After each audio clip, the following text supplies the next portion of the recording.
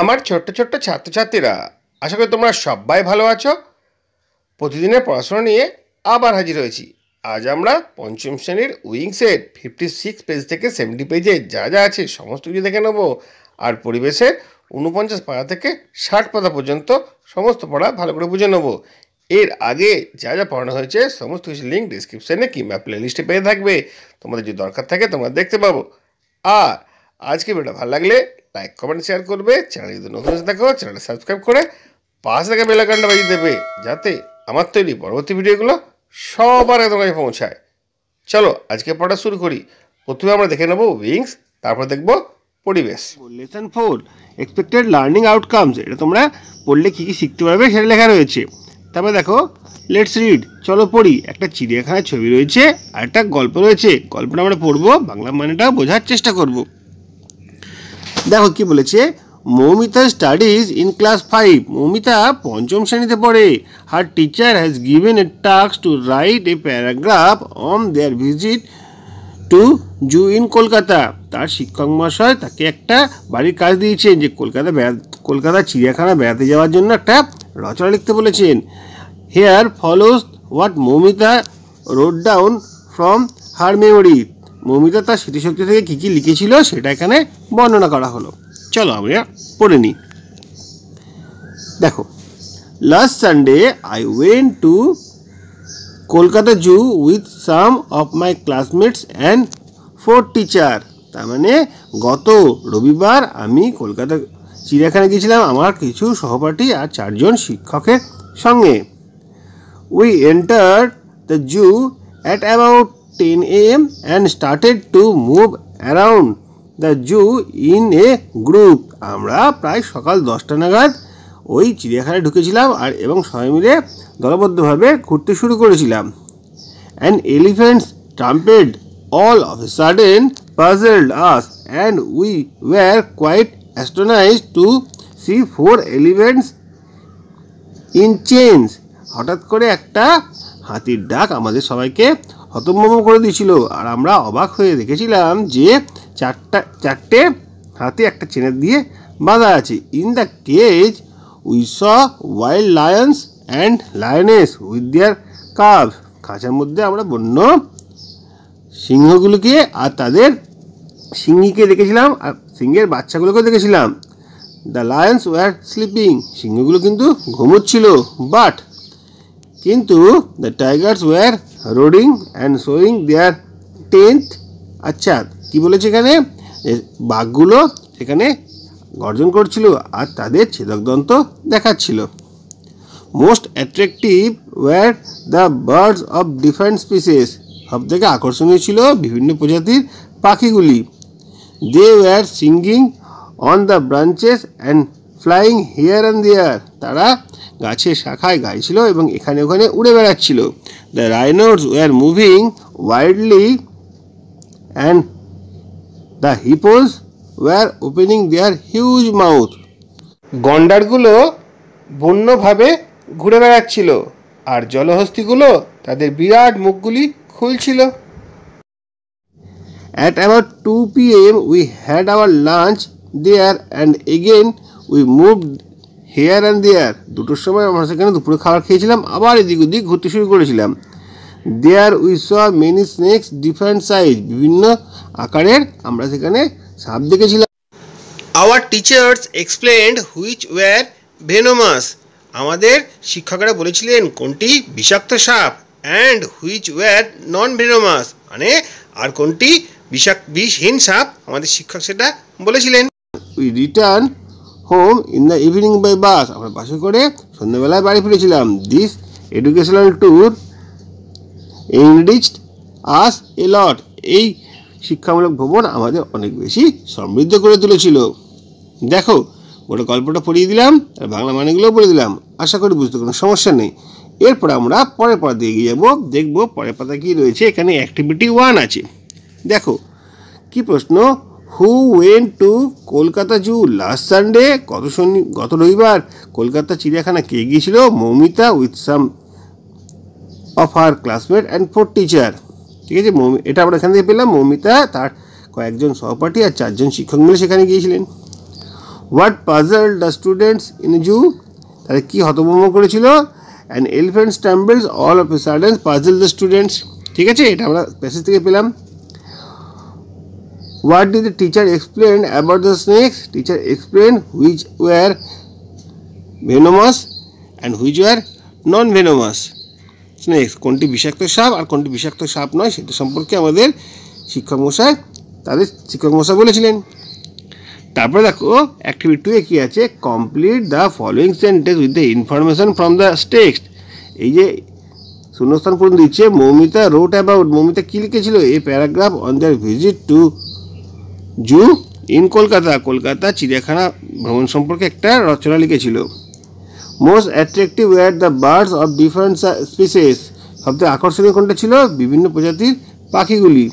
The tigers were রোডিং and showing their canine teeth, তা বাঘগুলি কী করছিল? বাঘগুলি গর্জন করছিল তা এবং তাদের ছেদক দন্ত দেখাচ্ছিল। এবার দেখো এখানে কি রয়েছে? ট্রু ফলস বলেছে, আমরা সেটা দেখে নিই। Moumita and her friends went to zoo in last Sunday. ঠিক আছে, এটা ট্রু আছে, গত রবিবার তারা সেখানে বেড়াতে গিয়েছিল। The hippos were opening the huge mouth, এটাও ঠিক আছে। 5 টিচার বলেছি, 5 টিচার তো নয়, 4 টিচার কী ছিল? তাহলে এখানে ভুল আছে, ফলস হবে। This tour has no educational value, এটা তো ভুল আছে, এর কোনো শিক্ষামূলক গুরুত্ব নেই, অবশ্যই গুরুত্ব ছিল, এটা ফলস হবে। তারপরে দেখো এলোমেলো শব্দগুলো রয়েছে, সেগুলোকে সাজিয়ে লেখা হয়েছে। এটা হবে অ্যাস্ট্রোনিস্ট, এটা হবে ভেনোমাস, এটা হবে ট্যুর, এটা হবে মেমোরি। এর পরের পাতায় কি আছে দেখো? এর পরের পাতায় রয়েছে find out the describing word. আচ্ছা, বর্ণনামূলক যে শব্দগুলো রয়েছে, যেরকম wild, huge, venomous and educational, এগুলো হচ্ছে ডিসক্রাইবিং ওয়ার্ড, মানে প্যাসেজ থেকে পেয়েছি। তারপরে প্রেজেন্ট টেন্স পাস্ট টেন্স করতে দিয়েছে, একবার দেখে নেব। Know knew known, begin began begun, bring brought brought, catch caught caught, bear bore borne, marry married married, write wrote written. এটা আমরা জানি, পাস্ট টেন্স, প্রেজেন্ট টেন্স আর পাস্ট পার্টিসিপল। লেটস লার্ন, এখানে কিছু শিখিয়েছি, চলো আমরা দেখে নিই কী শেখানো আছে। Look at the following sentence from the text above. Moumita studies in class 5, দেখো ইনটাকে বোল্ড করা আছে, মোটা করা রয়েছে। Last Sunday I went to Kolkata zoo, এখানে দেখো টুটাকে বোল্ড করা হয়েছে। The words in colour is called preposition, এই মোটা করা শব্দগুলোকে বলা হচ্ছে প্রিপোজিশন। প্রিপোজিশন মানে কি হচ্ছে একটু দেখে নেবো। এই preposition is a word used before a noun or pronoun to indicate place, position and time or method. তাহলে প্রিপোজিশন হচ্ছে এমন একটা শব্দ যেটা নাউন বা প্রোনাউনের আগে বসে এবং স্থান, অবস্থা, সময় বা পদ্ধতির ইঙ্গিত করে। দেখো নাউন হচ্ছে ক্লাস, তার আগে বসছে ইন, কলকাতা তার আগে বসছে টু, এগুলো হচ্ছে প্রিপোজিশন। আরও কিছু আমরা পড়ে নেবো। এখানে অ্যাক্টিভিটি হয় আছে, দেখো নিচে কয়েকটা ওয়ার্ড্রপ রয়েছে, সেটা দিয়ে শূন্যস্থান পূরণ করতে বলেছে। মানাশ্রী গেটস আপ অ্যাট 5 o'clock, দেখো এখানে অ্যাট বসবে, তারপরে সদরূপা প্লেস উইথ হার ফ্রেন্ডস, এখানে উইথ হবে। We must have love for our country, for our motherland, আমাদের দেশমাতৃকার জন্য আমাদের ভালোবাসা থাকা দরকার, এখানে ফর হবে। On Sunday we play in the playground, রবিবার দিন আমরা মাঠে খেলি। Jhumpa goes to school on foot, Jhumpa পায়ে স্কুলে যায়। Mita went to market by car, Mita গাড়ি করে মার্কেটে গিয়েছিল, বাজারে গিয়েছিল। Sourdipta laughs at my fault, আমার ভুলের জন্য সৌরদীপ্তা হেসেছিল, এখানে অ্যাট হবে। পারমিতা লিভস অ্যাট কাটোয়া, ঠিক আছে, তারপরে হবে মুনির লিভস ইন কলকাতা, ঠিক আছে, বড় জায়গা হলে ইন হবে, একটু কম বড় জায়গা হলে এখানে অ্যাট হবে, এরকমভাবে আমরা শিখেছি। এরপরে কি আছে দেখো, টাইম অফ অ্যাকশন, এটা হচ্ছে পাস্ট টাইম, এটা হচ্ছে প্রেজেন্ট টাইম, এটা হচ্ছে ফিউচার টাইম। মানে yesterday, last month, last year, এগুলো থাকলে হবে কি হবে আমাদের পাস্ট টাইম বোঝাবে। যেরকম yesterday you had a football match, গতকাল তোমার একটা ফুটবল ম্যাচ ছিল। লাস্ট মান্থ কী হবে, last month you went to your grand parents house, গত মাসে তুমি তোমার ঠাকুরদার বাড়ি গিয়েছিলে। Last year we were in class 4, গত বছর আমরা ক্লাস 4-এ পড়তাম। এটা কিন্তু সবটাই পাস্ট টেন্সের কথা বলা হয়েছে। প্রেজেন্ট টেন্সে কি আছে? This morning is very good. দেখো ইজটা এখানে প্রেজেন্ট টেন্সের জন্য ভার্বটা ব্যবহার করা হয়েছে। এখানে যেরকম হ্যাড, ওয়েন্ট, ওয়্যার ছিল, এখানে ইজ, মেক, হ্যাভ এগুলো ব্যবহার করা হচ্ছে। In today's afternoon we make a plan to play, এখানে মেকটা হচ্ছে প্রেজেন্ট টেন্সের verb. Today evening we have to study, এটা হ্যাভটা হচ্ছে এখানে প্রেজেন্ট টেন্সের ভার্ব। বোঝা যাচ্ছে এখানে টাইম অফ অ্যাকশনটা বোঝানো হয়েছে। তারপরে ফিউচার টেন্স হলে কী হবে? ফিউচার উইল গো হবে বা উইল কাম হবে। Tomorrow we will go to school, আগামীকাল আমরা বিদ্যালয়ে যাব। Tomorrow evening your friends will come at your place. ঠিক আছে, এখানে উইল কাম আছে, তার মানে এটা হচ্ছে ফিউচার টেন্স। এরকমভাবে আমরা টেন্সটা শিখছি। এই নিয়ে অনেক পড়া আছে, আমরা পড়াটাকে এগিয়ে নিয়ে যাব। সরাসরি অ্যাক্টিভিটির ভেতরে ঢুকে যাবে, এগুলো তোমরা দেখে নেবে। এগুলো যেটা শিখিয়েছে কোনটা কোথায় আছে আশা করি বুঝতে কোনো অসুবিধা নেই। কোনো একটা বক্স আছে, বক্সের ওপরে থাকলে এটা হচ্ছে অন, ভেতরে থাকছে একদম ইন বা ইনসাইড। আচ্ছা, ভেতর দিকে আসছে তখন এটা হয়ে যাবে ইনটু, বাইরে রয়েছে হবে বিসাইড, নিচে রয়েছে হবে আন্ডার। দেখো একটু উপরে রয়েছে, ঠেকে নেই, একটু উপরে রয়েছে ওভার। দেখো এই দুটোর মধ্যে মিল, দেখো এটা হচ্ছে ঠেকে নেই, একটুখানি উপরে রয়েছে, এটা হচ্ছে ওভার। আর এই প্রথম যে ছবিটা দিয়েছিলাম একদম উপরে বসানো রয়েছে, এটা হবে অন। এই দুটো আমাদের বুঝতে হবে, কখন অন হয় কখন ওভার হয়। আচ্ছা, দুটোর মাঝখানে রয়েছে, এটা হয়ে যাবে বিটুইন। দেখো এখানে লেখা রয়েছে বিটুইন, ঠিক আছে। আর অনেক উপরে রয়েছে আমাদের সূর্য, এটা হচ্ছে অ্যাবভ। দেখো উপরে থাকার অন হলো, ওভার হলো, আর একটা কী হলো? অ্যাবভ হলো, ঠিক আছে। এইখানে কখন আমরা অন বসাই, দেখো কোনো যখন 12 তারিখ বুঝবে তখন অন সানডে, অন 5 মে, এখানে অন বসাবো। আর ইন কখন বসাবো? যখন কোনো বছর মাস বলবে ইন 1947, ইন সেপ্টেম্বর, তখন ইন বসাবো। আর নির্দিষ্ট সময়ের আগে অ্যাট বসাবো, অ্যাট 10 AM, অ্যাট 9:30 AM। এটা আমরা ইন, অন আর অ্যাটের ব্যবহার শিখছি। এবার ওয়ার্ড্রপ রয়েছে, ওয়ার্ড্রপগুলো তোমরা পড়ে নেবে। তারপরে কী আছে দেখো, এই ওয়ার্ড্রপ থেকে কিছু নেক্সট সেন্টেন্স রয়েছে, ফিল ইন দ্য ব্ল্যাঙ্কস, সেটা দেখে নিচ্ছি। My father has build magnificent house, magnificent এখানে বসবে। Empire the kings ruled the past, ঠিক আছে, এখানে এম্পায়ার বসবে। তারপরে মেনি কান্ট্রি, দ্য কান্ট্রি মোন the death of the soldier, এখানে মোন বসবে। আর এখানে from the hilltops we can have the of sunshine, এখানে GLIMPAC বসবে।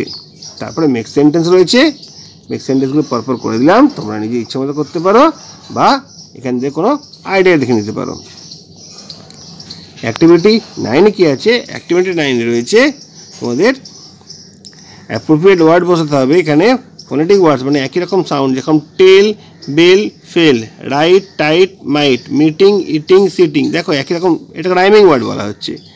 Coat, coat, fort, wear, went, went, bent, sent, no, no, bow, grave, break, nave, silk, milk, ilk, আর nobility, mobility আর utility. এইসব ওয়ার্ডগুলো দিয়ে এখানে আমাদের শূন্যস্থান বসাতে হয়েছে। আশা করি বুঝতে কোনো সমস্যা নেই। এরপরে আমরা চলে আসবো অ্যাক্টিভিটি 10। দেখো অ্যাক্টিভিটি 10-এ write 6 sentence about park in the locality. তোমাদের লোকালিটিতে পার্ক আছে, এলাকায় যে পার্ক রয়েছে সেটা সম্পর্কে আমাদের 6টা শব্দ লিখতে বলেছে। চলো দেখি আমরা কীভাবে লিখতে পারি। We have a beautiful park in our locality, আমাদের পাড়ায় একটা সুন্দর পার্ক রয়েছে। The park is big and I always see sawing and seesaw. The children have lot fun there. There were separate area for senior citizen. I love to go to the park every day. It is our favorite place of our town. ঠিক আছে, আমি আমার মতো করে বললাম, তোমরা নিজের ইচ্ছা মতো করে বলতে পারো। তারপরে আর কি রয়েছে, দ্য ফরগেটেন প্লেস বলে একটা গল্প রয়েছে, হারিয়ে যাওয়া একটা জায়গা সম্পর্কে এখানে একটা গল্প বলতে বলেছে। চলো আমরা দেখি গল্পটা কি বলেছে, তারপর তার অ্যাক্টিভিটি করব। দেখো কি বলেছে, children are fond of playing indoor and outdoor games, শিশুরা ঘরের ভেতরে খেলা এবং ঘরের বাইরে খেলতে পছন্দ করে। They never like to confined within the boundaries, তারা কিন্তু বাউন্ডারির মধ্যে মানে কোনো বদ্ধ জায়গার মধ্যে থাকতে পছন্দ করে না। One afternoon, after school time, classmates meet in a playground with their cricket balls and bats. একদিন বিকেলবেলায় স্কুলের শেষে সমস্ত বন্ধুরা ব্যাট বল উইকেট নিয়ে একটা জায়গায় খেলার মাঠে উপস্থিত হলো। দে স্টার্টেড প্লেইং ক্রিকেট, তারা ক্রিকেট খেলতে শুরু করেছিল। এ বয় হিট বল পাওয়ারফুলি, একটা ছেলে খুব জোরে বলটা আঘাত করলো। দ্য বল ড্রপড ইনটু জঙ্গল, বলটা কিন্তু জঙ্গলে পড়ে গেল। দ্য প্লেয়ার্স ওয়ার পাজেলড, সবাই খেলোয়াড়রা সব হতভম্ব হয়ে গেল। A boy went to find a ball with his friends behind the huge banyan tree, বিরাট বড় একটা বট গাছ ছিল, তার পেছনে বলটা খুঁজতে সব বন্ধুরা ওখানে গেল। Unfortunately they did not get it, হঠাৎ দুর্ভাগ্যবশত তারা এটা খুঁজে পেল না। All of a sudden the boy notice a broken wooden door and huge building covered with the creepers and vines, হঠাৎ করে একটা বন্ধু লক্ষ্য করলো সেখানে একটা ভাঙা দরজা, একটা বিরাট বড় বাড়ি গাছপালা দ্বারা আবৃত রয়েছে। They were quite astonished to see, তারা দেখে প্রায় অবাক হয়ে গেছিল। They enter the courtyard and start to moving around the group, তারা একসঙ্গে উঠোনের মধ্যে গিয়েছিল এবং ঘুরতে আরম্ভ করেছিল। দে ফাউন্ড বিগ পিলার্স, বিরাট বড় স্তম্ভগুলো দেখতে পেয়েছিল। They saw birds of different species in the courtyard, উঠোনে বিভিন্ন প্রজাতির পাখি দেখা গিয়েছিল। It was full of different fruits bearing trees, একটা গাছগুলোতে বিভিন্ন রকম ফল ছিল। They spend their 30 minutes and got ready to return homeward, তারা সেখানে 30 মিনিট ছিল এবং তারপরে তারা বাড়ি ফিরে এসেছিল। They feel thrilled and decided to visit the place again, তারা খুব উত্তেজিত হয়েছিল এবং সেই জায়গাটা ঘোরার জন্য আবার মনস্থির করেছিল। এই গোটা গল্পটা পড়ার পর আমাদের কিছু অ্যাক্টিভিটি দিয়েছে, সেই অ্যাক্টিভিটিটা আমরা করে নেবো। দেখো, children are fond of playing indoor and outdoor games, এইমাত্র পড়লাম। শিশুরা ঘরের ভেতরে ঘরের বাইরে খেলা পছন্দ করে। The players were puzzled, the ball drop into jungle, যখন বলটা জঙ্গলে পড়ে গেল খেলোয়াড়রা সব হতভম্ব হয়ে গেছিল। তারপরে all of a sudden a boy notice, হঠাৎ করে একটা ছেলে কী দেখেছিল, broken wooden door and huge buildings cover with wild creepers and vines. ঠিক আছে, এটা আমরা এখান থেকেই পেয়েছি। তারপরে দেখো অ্যাক্টিভিটি 12 কী আছে, প্রেজেন্ট টেন্স পাস্ট টেন্স। অ্যাস্টনাইজড ইডিজে হয়েছে, মেটটা হয়ে গেছে মিট। ঠিক আছে, গো হবে ওয়েন্ট, আর হবে ওয়্যার, আর গেট হবে গট। এগুলো আমরা আগেই শিখেছি, এই নিয়ে আর বিস্তারিত আলোচনা করছি না। অ্যাক্টিভিটি 13 কী আছে, মেক সেন্টেন্স। মেক সেন্টেন্স তোমরা নিজে ইচ্ছে মতো করো, আমি তোমাদের একটুখানি গাইড করে দিয়েছি। হিউজ, আনফর্চুনেটলি, তারপরে দেখো নোটিসড আর থ্রিল্ড। ঠিক আছে, এরপরে আমরা চলে আসবো অ্যাক্টিভিটি 14। অ্যাক্টিভিটি 14-এ জাম্বেলড ওয়ার্ড রয়েছে। জাম্বেলড হওয়ার প্রথমটা হবে কার্টিয়ার্ড মানে উঠোন, পিলার্স হচ্ছে স্তম্ভগুলি, ডিফারেন্ট হচ্ছে বিভিন্ন, নটি হলো দুষ্টু। দেখো 15 কী আছে, 15-এ রয়েছে অপোজিট ওয়ার্ড। ভ্যালুয়েবল হয়ে যাবে ভ্যালুলেস, এটা মূল্য, এটা মূল্যহীন।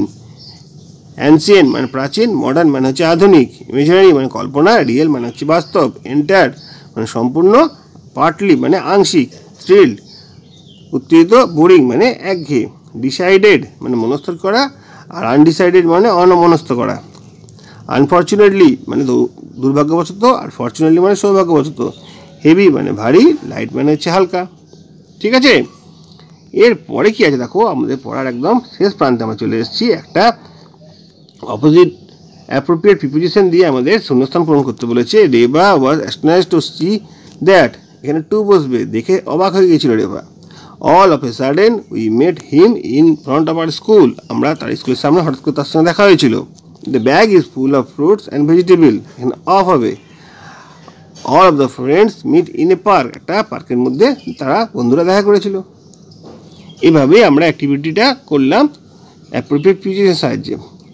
এরপরে কী আছে আমাদের দেখো, একটা নজরুল জয়ন্তী পালন করা হয়েছে, সেটা সম্পর্কে কিছু বলতে বলা হয়েছে। দেখো, ঠিক আছে, Nazrul Jayanti is celebration of birthday of Kazi Nazrul Islam on 24 মে।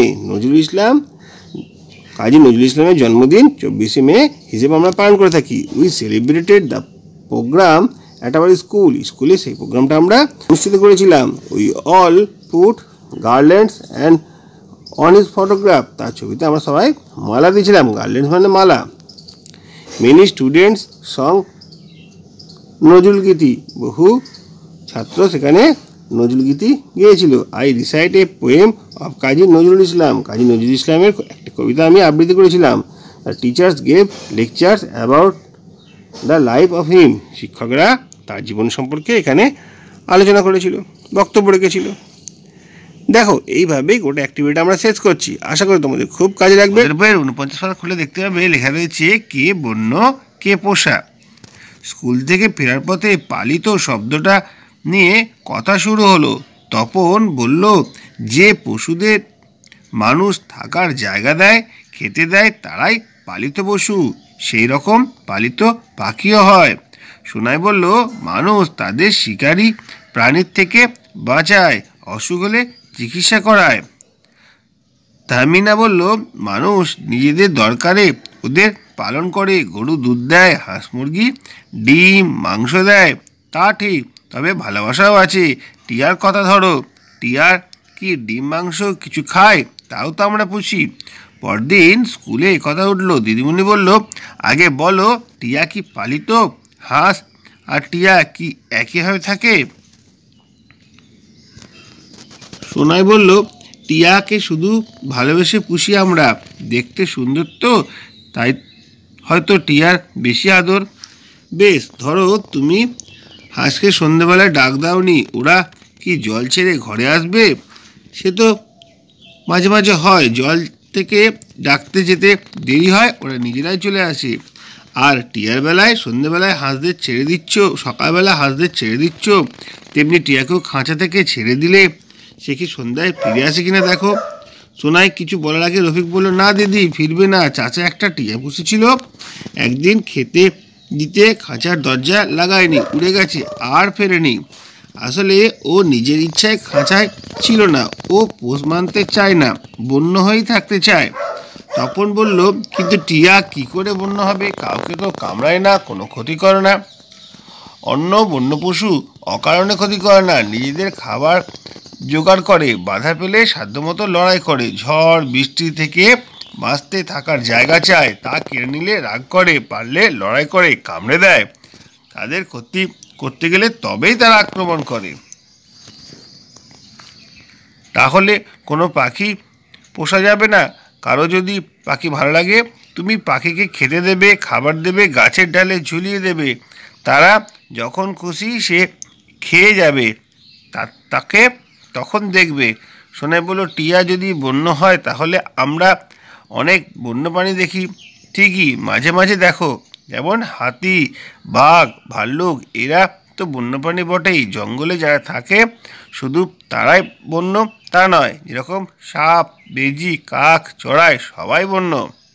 ঠিক আছে, এরপর একটা ছক আছে, ছকটা আমরা বুঝে নেব, তারপর আমরা পরের দিকে যাব। পরিবেশ রক্ষায় যে কোনো একটি বন্য প্রাণীর কাজ উল্লেখ করো। বিজ্ঞানীরা বলেছেন, পৃথিবীকে দূষণের হাত থেকে রক্ষা করতে হলে হাতির পালকে বাঁচাতে হবে, কারণ তারা ছোট গুল্ম গাছপালা খেয়ে বড় গাছগুলিকে রক্ষা করে। ছোট গাছের তুলনায় বড় গাছের কার্বন ডাইঅক্সাইড শোষণ করার ক্ষমতা অনেক বেশি। এর ফলে গ্রিন হাউস গ্যাস থেকে পরিবেশের দূষণের মাত্রা অন্তত 10% কমে যায়। এই জন্য হাতির পালকে বাঁচাতে হবে। দেখো, হাতি একটি বন্য প্রাণী, তার কি উল্লেখ আছে পরিবেশ রক্ষায় সেটা এখানে বলে দেওয়া হলো। আশা করি তোমাদের বুঝতে কোনো সমস্যা হয়নি। এরপরে আমরা পরের দিকে চলে যাই। দেখো, এখানে কি আছে, বাড়ির কাছে এত উদ্ভিদ, নানা দিকে বন্য পশু পাখি খুঁজে বেড়াচ্ছে সবাই। সন্ধেবেলা সত্য পুকুর পাড়ের কাছে গিয়ে দেখলো অনেক ঝোপ, তার ভিতর কি একটা জন্তু ছুটে পালালো। তখন ঝোপের গাছগুলো সত্য দেখলে অনেকক্ষণ ধরে 4 রকমের গাছ, একটা তো ফান, ঠাকুমা সেটিকে বলেন ঢেকি শাক, খেতে ভালো লাগে। বাকি 3টে অজানা। একটা গাছের ফুল ফুটেছে, ভাবলো একটা করে ডগা ছিঁড়ে নিয়ে যাব, জানার জন্য ছিঁড়লে দিদিমণি তো রাগ করবেন। স্কুলে গিয়ে দিদিমণিকে দেখাতে হলো না, পাতাগুলো দেখেই স্বপ্নায় বলে দিল হেলেঞ্চা, কুলেখাড়া, ব্রাহ্মী। সব শুনে দিদিমণি বললেন, উদ্ভিদ চেনাটাও তো মজার ব্যাপার, যত পারো গাছ দেখতে দেখো। সত্য বলল, গাছ চেনাটা খুবই সহজ, গাছ তো আর ছুটে পড়াতে পারে না। হ্যাঁ, অনেকক্ষণ ধরে দেখতে পারবে, কোনটা দেখলে তা খাতায় লিখে রাখবে। দেখো এরপর দুটো ছক আছে, ছকটা আমরা পরপর বুঝে নেব। প্রথমে দেখি ঢেঁকি শাক, জলে অথবা ডাঙায় জন্মায়। এটি একটি অপুষ্পক উদ্ভিদ। এর পত্রবিন্দ লম্বা এবং এই উদ্ভিদের 4টি করে পাতা থাকে। এটি শাক হিসেবে খাওয়া হয় এবং এই উদ্ভিদের পাতায় রসে নিদ্রার ওষুধ তৈরি হয়।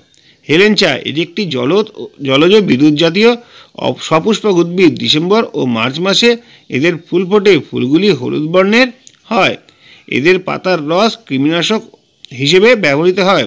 এছাড়া ব্রঙ্কাইটিস, জলবসন্ত ও চর্মরোগে এই রস ব্যবহার করা হয়। কুলেখাড়া, এটি একটি জলজ অর্ধ জলজ সপুষ্পক উদ্ভিদ। এটি কাণ্ড পর্বমধ্য যুক্ত হয়। পর্ব থেকে শক্ত সূচালো কাঁটা উৎপন্ন হয়। এই ফুলগুলি বেগুনি বর্ণের হয়। কুলেখাড়ার রস সমগ্র অংশ রক্তাল্পতা, পিত্তপাথড়ী ও রক্ততঞ্চনের প্রতিরোধ করে। তার ব্রাহ্মী একটি জলজ বা অর্ধজলজ রসালো প্রকৃতির সপুষ্পক উদ্ভিদ। এর পাতাগুলি ছোট ও রসালো ও ডিম্বাকৃতির হয়। এর ফুলগুলি সাদা ও বেগুনি বর্ণের হয়। এর পাতা ও কাণ্ডের রস স্মৃতিশক্তি বৃদ্ধিতে সাহায্য করে। এছাড়া এর রস সেতিরোগ, আলসার রোগ ইত্যাদি রোগ নিরাময়ে সাহায্য করে। দেখো এগুলো বলে দিলাম, তোমরা খাতায় লিখে রেখে মুখস্থ করবে, তাহলে তোমাদের বুঝতে অনেক সুবিধা হবে। এসব আমরা পরের দিকে এগিয়ে যাই। দেখো আকাশমণি গাছ। আকাশমণি গাছের পাতা লম্বা ও সূচালো, ডাল সরু সরু ও গুঁড়ি মোটা। আসবাবপত্রের জন্য ব্যবহার করা হয় এবং জ্বালানি হিসেবেও ব্যবহার করা যেতে পারে। এখন আমরা চলে এসেছি 52 পাতায়। দেখো ঘরের কাছে কত প্রাণী।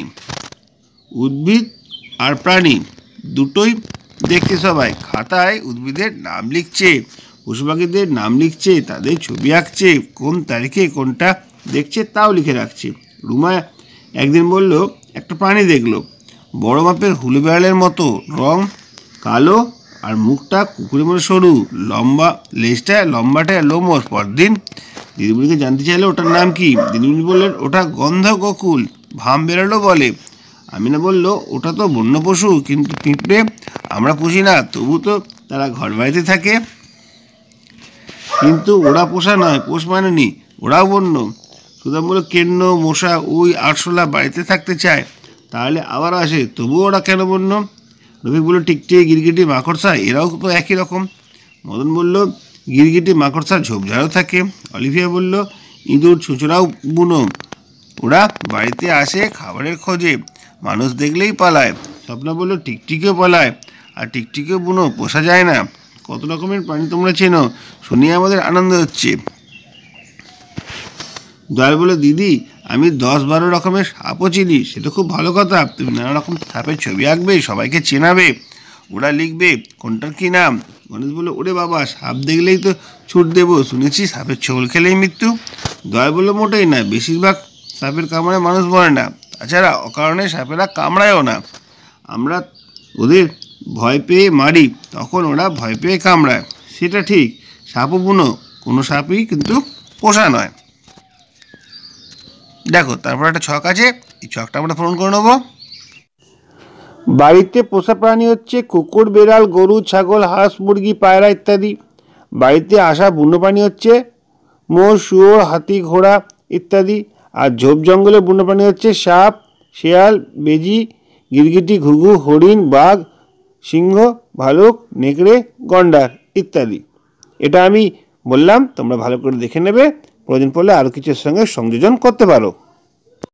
এরপরে কি আছে দেখো, শিখবো সবাই মিলে, চিনব সবাইকে। অনেকে অনেক গাছ চেনেন না, প্রাণীও চেনেন না, তাই নাম লিখতে পারেন না, বর্ণনা লিখে আনে।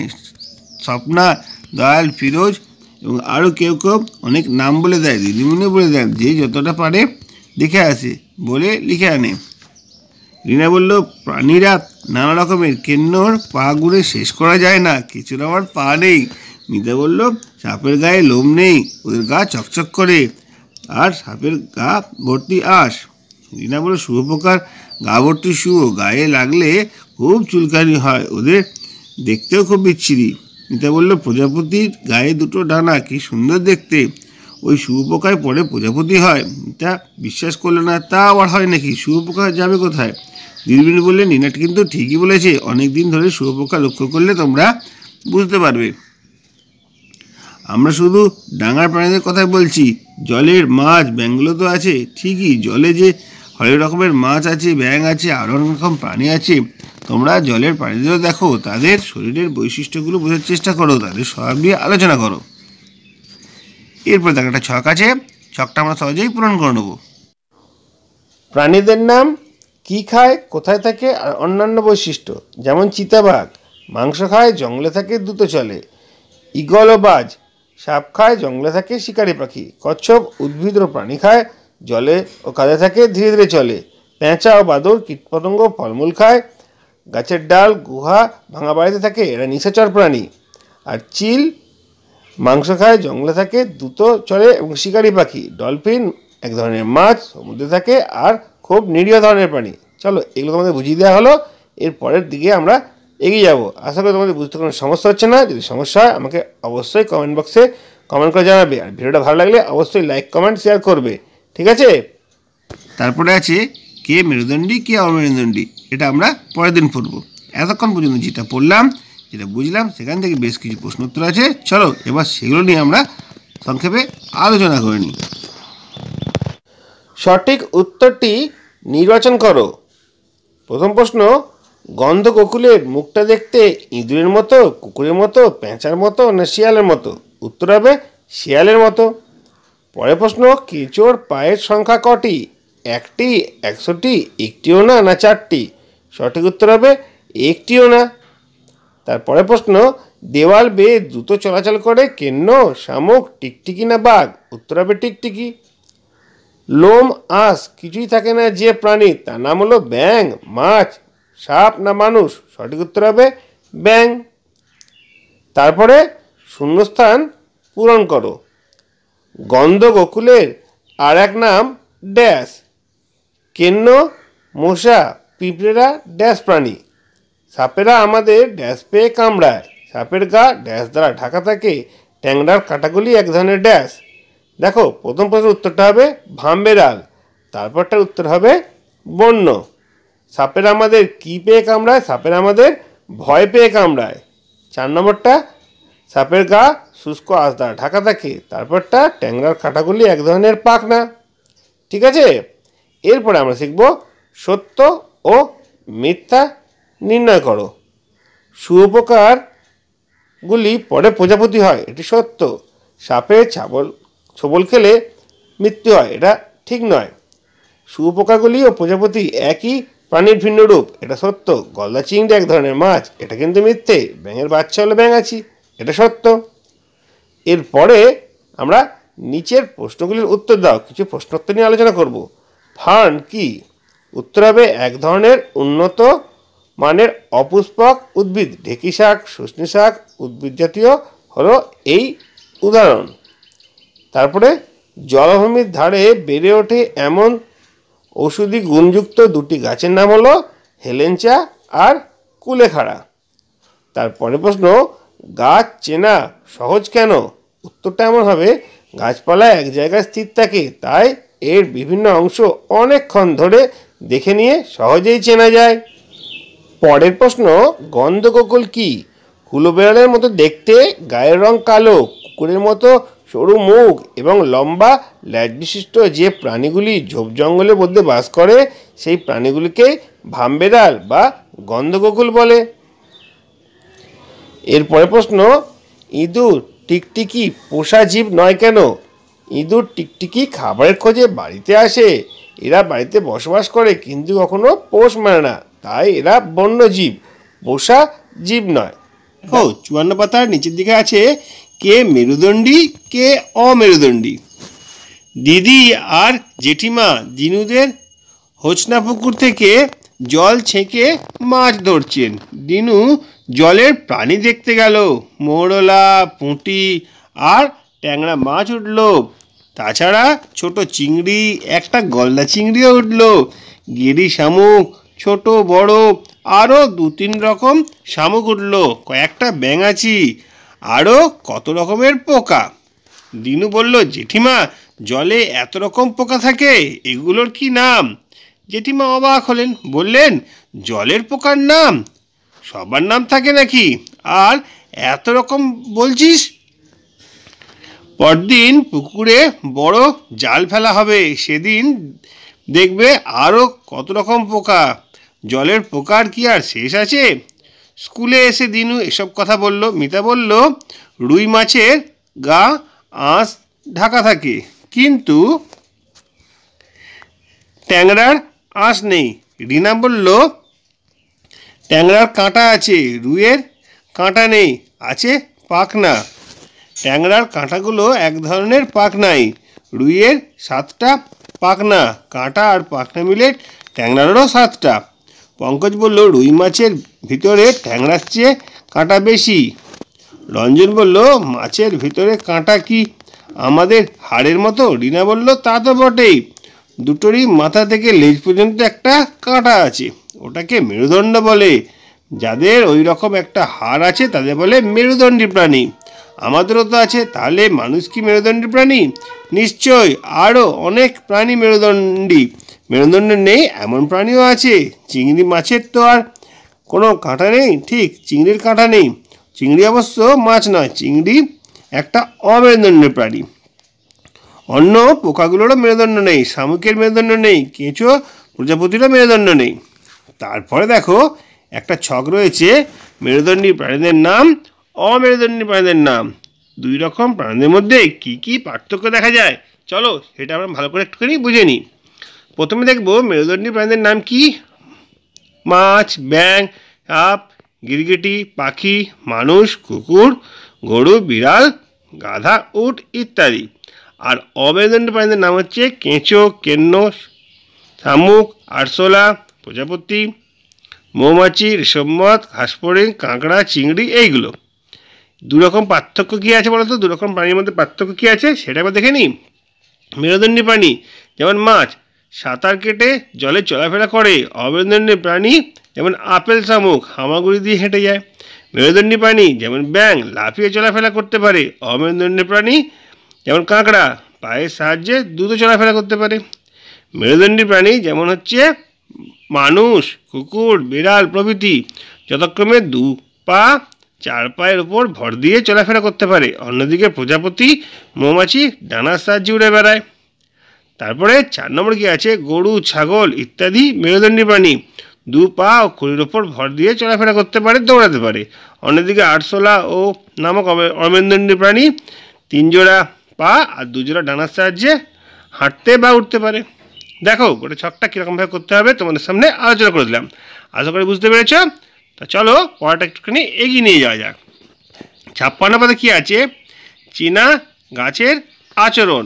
আমাদের সামনে যে সকল গাছগুলো আছে সেই গাছগুলো কীরকম কী করে সেগুলো সম্পর্কে আমরা একটুখানি জেনে নিই। ইতুরা ফ্ল্যাট বাড়িতে থাকে, বারান্দায় টবে কতগুলো গাছ লাগিয়েছে।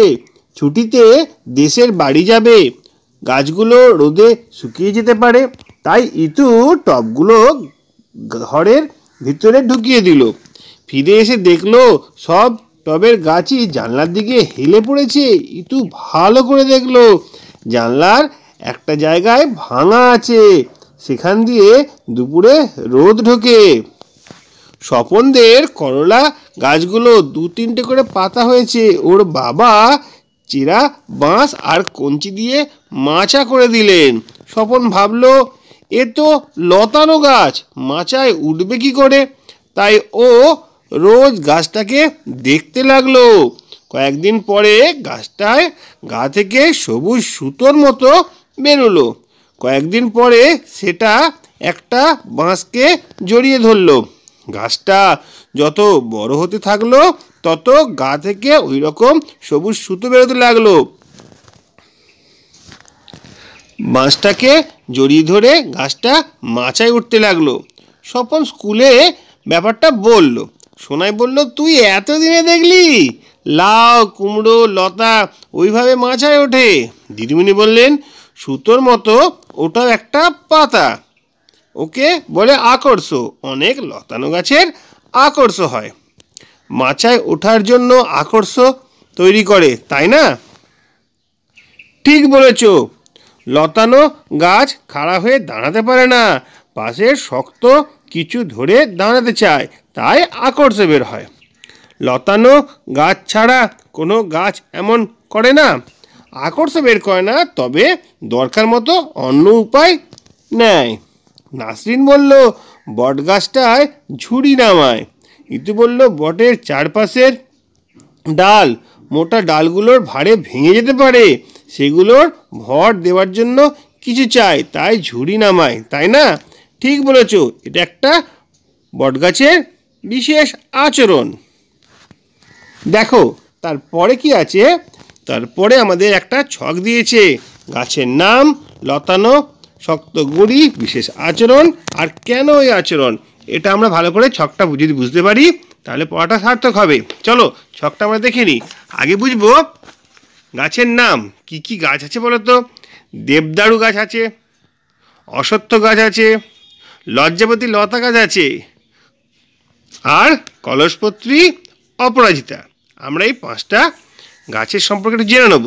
তাহলে গুঁড়িগুলো কেমন? দেবদারুর হবে শক্ত গুঁড়ি, অশ্বত্থেরও শক্ত গুঁড়ি, লজ্জাবতীর কিন্তু লতানো, আর কলসপত্রী গুঁড়িযুক্ত, আর অপরাজিতাও লতানো গাছ। বিশেষ আচরণ কি? এগুলো দেখতে পিরামিডের মতো, দেবদারু। আর অশ্বত্থ গম্বুজের মতো বা থামের মতো, লম্বা পাইপের মতো, ওপরের পাতা ঝাঁকড়া হয়। আর লজ্জাবতীর লতা পাতাগুলো স্পর্শ করলে মুদে যায়। আর কলসপত্রী পতঙ্গের সংস্পর্শে এলে পাতাগুলো কলসের আকৃতি ধারণ করে। অপরাজিতা কাণ্ডটি ডান দিক থেকে বাম দিকে আবর্তিত হয়। বোঝা গেছে? এরপরে কি আছে দেখো, কেন এই আচরণ, এটা দেখব। কেন এই আচরণ বলো তো? নিচের শাখাগুলির থেকে ওপরের শাখার বৃদ্ধি বেশি হয়, তাই জন্য ওইগুলো পিরামিডের মতো বা শঙ্খের মতো হয়। হলো, এটা হয়ে গেল দেবদারু। তারপরে 2 নম্বরটা কি আছে? অশ্বত্থ। কেন রকম হয় বলতো? ওপরের শাখাগুলির বৃদ্ধি বেশি হয়, কাণ্ড লম্বা ও শাখাহীন হয়। লজ্জাবতীর ক্ষেত্রে পাতাতে স্পর্শব্যাপ্তি চলন ঘটে। কলসপত্রীর ক্ষেত্রে পতঙ্গের দেহরস শোষণের জন্য এরূপ আকৃতি ধারণ করে। আর অপরাজিতার ক্ষেত্রে দুর্বল কাণ্ড হওয়ার জন্য কোনো কিছু অবলম্বনকে জড়িয়ে ওপরে ওঠে। দেখো মোটামুটি এতটা পর্যন্ত পড়ানো হলো। এরপরের দিন বাকি অংশটা পড়ানো হবে। আস্তে আস্তে আমরা ইউনিট 1 শেষের দিকে এগিয়ে আসছি। কিছু প্রশ্ন এখান থেকে তৈরি করা হয়েছে, চলো সেই প্রশ্নগুলো নিয়ে আমরা আলোচনা করে নিই। সঠিক উত্তরটি নির্বাচন করো। প্রথম প্রশ্ন, কোনটি অমেরুদণ্ডী প্রাণী? ব্যাঙ, শামুক, সাপ না কুকুর? উত্তর হবে শামুক। পরের প্রশ্ন, কোনটি মেরুদণ্ডী প্রাণী? আরশোলা, তারা মাছ, ট্যাংরা মাছ, কেঁচো? সঠিক উত্তর হবে তারা মাছ। পরের প্রশ্ন, কোনটি নিশাচর প্রাণী? পেঁচা, ভামবিড়াল, কচ্ছপ, কৃমি? সঠিক উত্তর হবে পেঁচা। পরের প্রশ্ন, ট্যাংরা মাছের গায়ে থাকে আঁশ, কাঁটা, লোম, পালক? সঠিক উত্তর হবে কাঁটা। ট্যাংরা মাছের কাঁটা প্রকৃতপক্ষে পাখনা, লেজ, মেরুদণ্ড না কোনোটি নয়? সঠিক উত্তর পাখনা। যে গাছের আকর্ষ দেখা যায় না, লাউ, কুমড়ো, বট না মটর? সঠিক উত্তর হবে বট। বট গাছের আকর্ষ দেখা যায় না। বট গাছের ঝুড়ি আসলে এক প্রকার মূল, কাণ্ড, পাতা না কোনোটি নয়? সঠিক উত্তর হচ্ছে মূল। আকর্ষ হলো গাছের মূল, কাণ্ড, পাতা না পর্ব? সঠিক উত্তর হচ্ছে পাতা। এরপর আমরা বেশ কিছু শূন্যস্থান পূরণ দেখে নেব। যেমন দেখো, মাছের মাথা থেকে লেজ পর্যন্ত লম্বা কাঁটাটি হলো ওদের ড্যাশ। চিংড়ির দেহে ড্যাশ নেই, তাই এরা অমেরুদণ্ডী প্রাণী। বর্ষাকালে পিঁপড়েরা উঁচু জায়গায় ড্যাশ সরিয়ে নিয়ে যায়। এবারের উত্তরগুলো বুঝে নেব কি এর উত্তরটা হবে। দেখো প্রথমটা হবে মেরুদণ্ড, ঠিক আছে। চিংড়ির দেহে হাড় নেই, তাই এরা অমেরুদণ্ডী। আর বর্ষাকালে পিঁপড়েরা উঁচু জায়গায় নিজেদের ডিমটা সরিয়ে নিয়ে যায়। হলো, এরপরে আমরা বেশ কিছু প্রশ্নোত্তর নিয়ে আলোচনা করে নেব। নিচের প্রশ্নগুলির উত্তর দাও। দেখো প্রথম প্রশ্ন হচ্ছে, কোন মেরুদণ্ডী প্রাণীর পা নেই? উত্তর হচ্ছে সাপ। কোন মেরুদণ্ডী প্রাণীর অসংখ্য পা আছে? উত্তর হচ্ছে কেন্ন। জলে বাস করে এমন দুটি অমেরুদণ্ডী প্রাণীর নাম লেখো। গুগলি ও শামুক। পরের প্রশ্ন, জলে বাস করে এমন দুটি মেরুদণ্ডী প্রাণীর নাম লেখো। উত্তর হচ্ছে কচ্ছপ ও মাছ। পরের প্রশ্ন, আঁশযুক্ত চারটি মাছের নাম লেখো। রুই, কাতলা, পুঁটি, ইলিশ। তারপরে কয়েকটি আঁশবিহীন মাছের নাম লেখো। ট্যাংরা, শিঙি, মাগুর।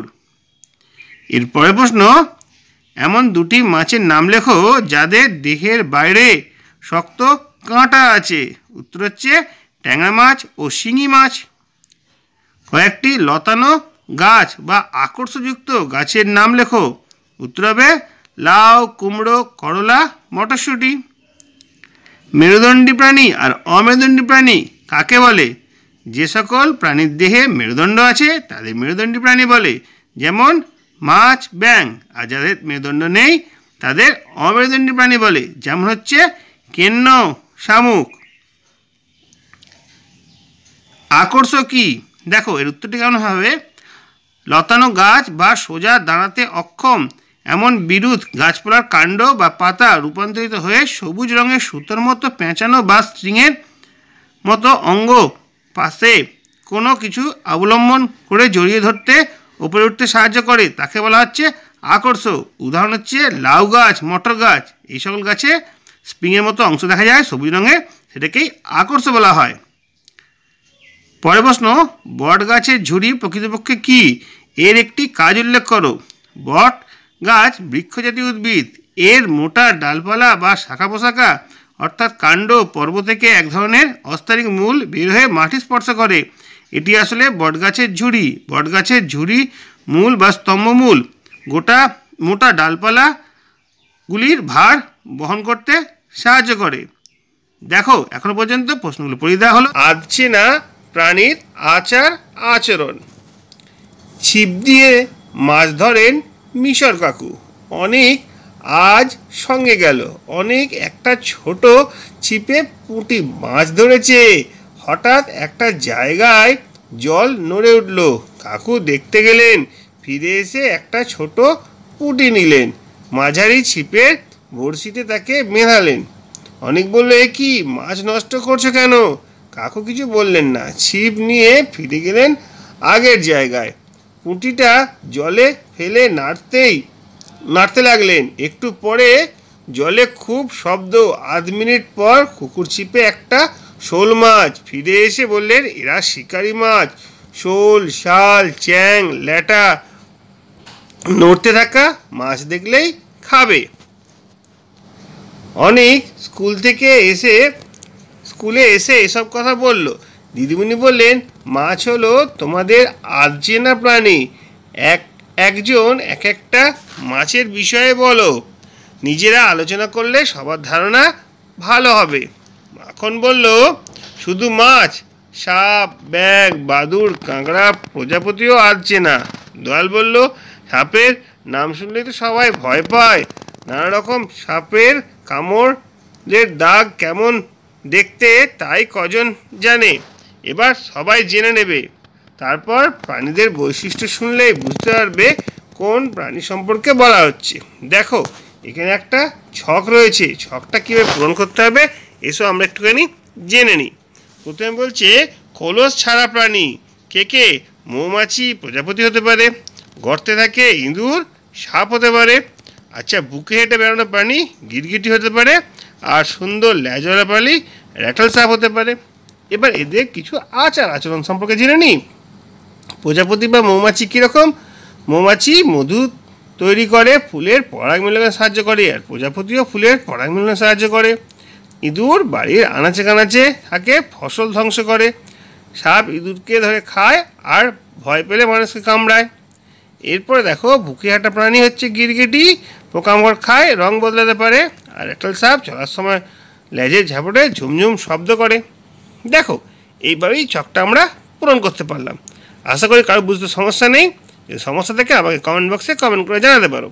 আমরা পড়াটাকে এগিয়ে নিয়ে যাচ্ছি। দেখো আজকে রয়েছে স্থানীয় প্রাণীর হারিয়ে যাওয়ার কথা। কিছু কিছু প্রাণী আমাদের জীবন থেকে হারিয়ে যাচ্ছে, আমাদের সমাজ থেকে হারিয়ে যাচ্ছে। কেননা দেখো কি বলেছে এখানে, একটা পড়ে নি।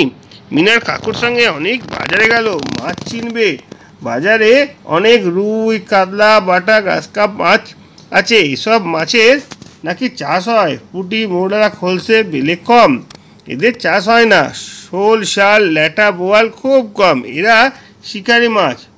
চাষ করা মাছেদের ছানা খেয়ে নেবে, তাই এদের বিশেষ করে মারা হয়। অনেক ভাবলো কিছুদিন পর আর কি সব মাছ দেখা যাবে। স্কুলে এসে সকলকে সে কথা বলল। দিদিমণি বলল, ঠিক ভেবেছ, কিছুদিন পর হয়তো এগুলো থাকবে না। দয়াল বলল, ছোট ডোবা পুকুরে রুই কাতলা চাষ হয় না, সেখানে আগে শোল, চ্যাং থাকতো, কিন্তু মাঠ থেকে কীটনাশক ধোয়া জল যাচ্ছে সেখানে, ফলে তারা মাছেরা মারা যাচ্ছে। দেখো এরপরে আর কি লেখা রয়েছে। শুধু মাছ নয়, অনেক জীবজন্তু কমে গেছে। শকুনরা মরা জন্তুর মাংস খেত, পরিবেশের দুর্গন্ধ থাকতো না। এখন গরুদের ব্যথা কমানোর ওষুধ দেওয়া হয়, তাই তাদের মাংসের বিষ। মদন বলল, শকুনরা সেই মাংস খেয়ে হারিয়ে যাওয়ার মুখে। হ্যাঁ, অনেক গাছও শেষ হয়ে যাচ্ছে। এমনি ফাঁকা জায়গায় পড়ে থাকলে অনেক রকম গাছ গজায়, কিন্তু সব জায়গা পরিষ্কার করে চাষ হচ্ছে, হারিয়ে যাচ্ছে। সর্পগন্ধা, মেহেন্দি, মুক্তঝরি এসব ওষুধি গাছ। বড়দের কাছে জিজ্ঞাসা করার চেষ্টা করেও জানতে পারবে গত 50 বছরের জীববৈচিত্র্যে অন্য কোন কোন বিষয়ে পরিবর্তন হয়েছে। দিদি, জীববৈচিত্র্য কি? এই যে আমরা আমাদের চারপাশে নানা রকম উদ্ভিদ প্রাণী দেখি, সেটাকেই জীববৈচিত্র্য বলে। তারপরে দেখো আরও একটা ছক দিয়েছে, সেখানে সেই ছকেতে আমাদের কি করতে বলেছে। সেই ছকেতে স্থানীয় বিষয় কি কি বিষয় বলেছে, জনসংখ্যা, প্রাণী, এগুলো নিয়ে অনেক কিছু বিষয় বলা আছে। তারপরে কি বলেছে, 50 বছরে কতটা বেড়েছে না কমেছে না কি হয়েছে, ঠিক আছে, তাতে স্থানীয় লোকেদের কি সুবিধা হয়েছে, অসুবিধা হয়েছে, সেইটা সম্পর্কে একটুখানি আলোচনা করতে বলা হয়েছে। আমরা একটু করে পড়বো আর একটু করে জেনে নেব। দেখো জনসংখ্যা তো খুব বেড়েছে। জনসংখ্যা বাড়ার সঙ্গে মানুষ দরিদ্র হয়েছে, পরিবেশ দূষণ বেড়েছে, অনেক জীব পৃথিবী থেকে হারিয়ে যাচ্ছে। প্রাণীর সংখ্যা তো সামান্য হলেও কমেছে, কিন্তু পরিবেশে ভারসাম্য, খাদ্য সম্পর্ক বিঘ্নিত হচ্ছে। কেন কমেছে বললাম বলো তো? ওই যে কিছু প্রাণী বিলুপ্ত হয়ে গেছে। তারপরে কৃত্তি উদ্ভিদে, জলাশয়, কৃষিজমি। জলাশয় তো কৃষিজমি অনেক কমে গেছে, কমে যাওয়ার জন্য মাছ চাষ কম হচ্ছে। কৃষিজমি কমে যাওয়ার জন্য যোগাযোগের অনেক সুবিধা হয়েছে, ঠিক আছে। তারপরে দেখো রাস্তাটা খুব বেড়েছে। ওই যে বললাম কৃষিজমি কমে গেছে, তার মানে যোগাযোগের সুবিধা হয়েছে। এক জায়গা থেকে অন্য জায়গায় খুব তাড়াতাড়ি যাতায়াত সম্ভব হয়েছে। তারপরে বিদ্যুতের খুঁটি বেড়ে গেছে, ঠিক আছে। মানুষের বিভিন্ন কাজে ব্যবহার করা হচ্ছে। ছাত্রছাত্রীদের পড়াশোনার ক্ষেত্রে সুবিধা হয়েছে। কারখানা বেড়েছে। তারপরে হচ্ছে কি, মানুষের অন্য সংস্থানের সুবিধা হয়েছে, মানে অনেক লোক চাকরি বাকরি করছে, কাজকর্ম পাচ্ছে। কিন্তু অসুবিধা কি? অসুবিধা দূষণ বেড়ে গেছে। দূষণের কারণে পৃথিবীর তাপমাত্রা বেড়েছে, আবহাওয়া, জলবায়ুর বিরাট পরিবর্তন ঘটেছে। যানবাহন তো খুব বেড়ে গেছে, তার ফলে মানুষের যাতায়াতের সুবিধা হয়েছে। রাসায়নিক সার খুব বেড়ে গেছে, ফসলের পরিমাণ বেড়েছে, মাটির উর্বর শক্তি কিন্তু কমে যাচ্ছে, আর মাটি দূষিত হচ্ছে, বেশি পরিমাণে ফসল ফলছে। কিন্তু কীটনাশক ব্যবহার খুব বেড়েছে, তাহলে কি হচ্ছে, বিষযুক্ত ফলে মানুষের স্বাস্থ্যহানি ঘটছে, মাটির উর্বর শক্তি হারিয়ে যাচ্ছে, আর মাটি দারুণভাবে দূষিত হয়ে পড়ছে। আর অন্যান্য বিষয়, শিক্ষার প্রসার। আমরা যে পড়াশোনা শিখছি, 50 বছর আগে কিন্তু এরকম ছিল না। অনেকটা পড়াশোনা ডেভেলপ হয়েছে, শিক্ষার প্রসার বেড়েছে। পরিবেশের ছাত্রছাত্রীরা পরিবেশ শিক্ষা পাঠ করছে, হাতে কলমে তার কাজ সম্বন্ধে জানছে, আর পরিবেশ সম্পর্কে জানতে পারছে। এই জ্ঞানের সাহায্যে তারা ভবিষ্যতে নিজেদের পরিবেশকে বাঁচাতে সক্ষম হবে। এটা আজকে মোটামুটি এটা পড়া হলো। এবার এই পড়ার পর আমরা যেসব কোশ্চেন অ্যান্সারগুলো জানতে পারলাম, সেগুলো একটুখানি চোখ বুলিয়ে নিই। দেখো প্রথম প্রশ্ন হচ্ছে, সঠিক উত্তরটি নির্বাচন করো। কোন প্রাণীটি একটি শিকারী মাছ? দেখো, রুই মাছ, শোল মাছ, পুঁটি মাছ না কাতলা মাছ?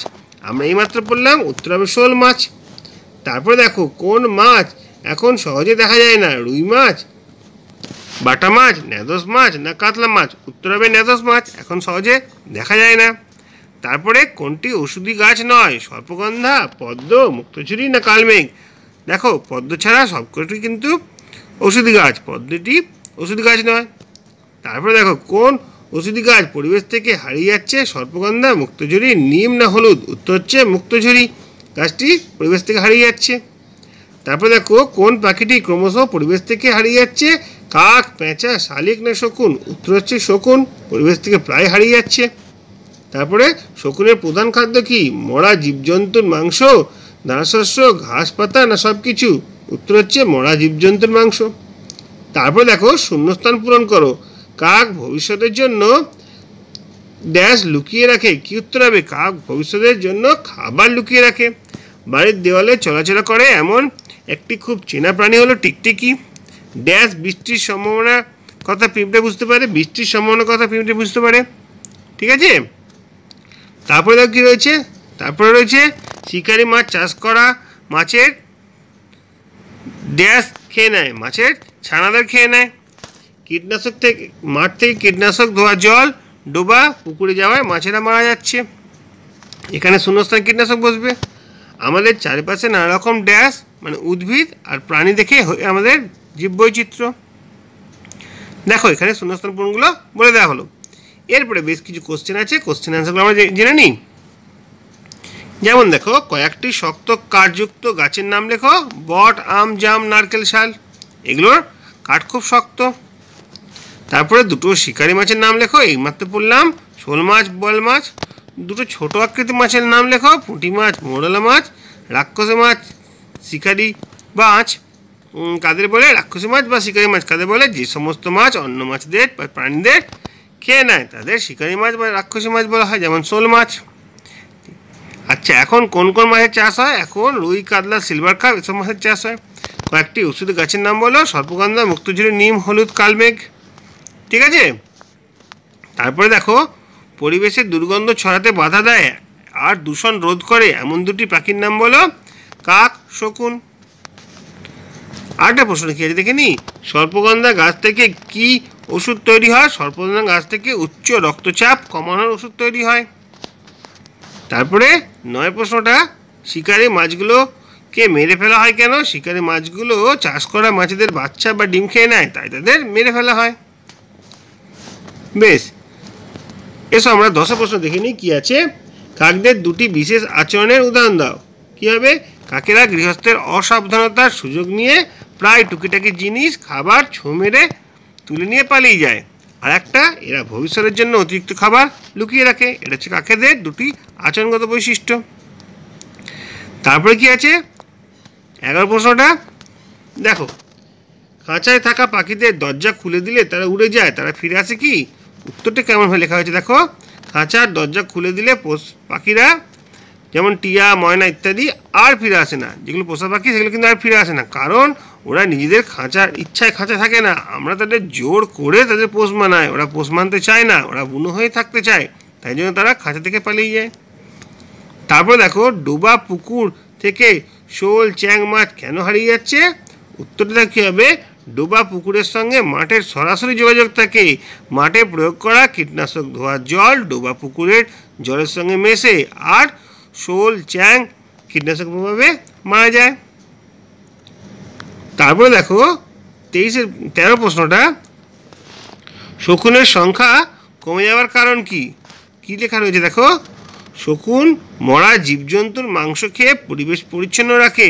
মরা জীবজন্তু, বিশেষত গরুর দেহের ব্যথা কমানোর ওষুধ থেকে পাওয়া রাসায়নিক শকুনের মাংসপেশিকে অবশ করে দেয়।